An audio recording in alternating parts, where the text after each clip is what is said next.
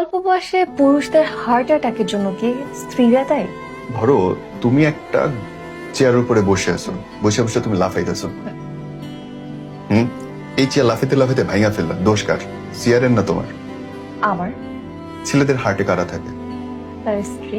স্ত্রী থাকে, তাহলে ওই হার্ট যদি বন্ধ হয়ে যায় তো দোষ কার? স্ত্রী। এক্স্যাক্টলি। তুমি এমন একটা বউ যাকে তোমার জামাই দুনিয়ার সবকিছুর সাথে ফাইট করে ভালো রাখার চেষ্টা করতেছে, বসের গালি খাওয়া, রিক্সাওয়ালার পায়ের উপরে উঠাই দেওয়া, বেতন না পাওয়া, মাথার উপর রোদ, জুতার তলায় কাঁটা, সবকিছু করে বউয়ের কাছে আসতেছে একটু শান্তির জন্য।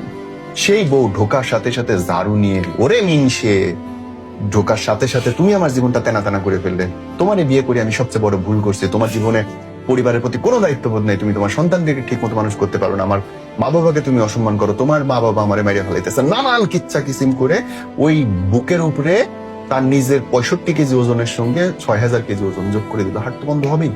স্বামীটা যে মরে হার্ট স্ট্রোক করে, শতভাগ দায়িত্ব তার বউয়ের। যেখানটা বউটা তাকে রিলিফ দেওয়ার কথা, সেখানটায় সে আরো বেশি গলাটা চাইপে দেওয়া। তুই মরিস না কেন? হয়তো সে না বুঝেই করতেছে। তার ধারণা যে তার হাজবেন্ড ছাড়াও তাকে অনেকে ভালো রাখবে। বুড়ে ফিরি খাওয়া আর দায়িত্ব সম্মান নিয়ে মাথায় মহারানীর মুকুট পরায় রাখার মধ্যে পার্থক্য আছে। ফিরি খাওয়া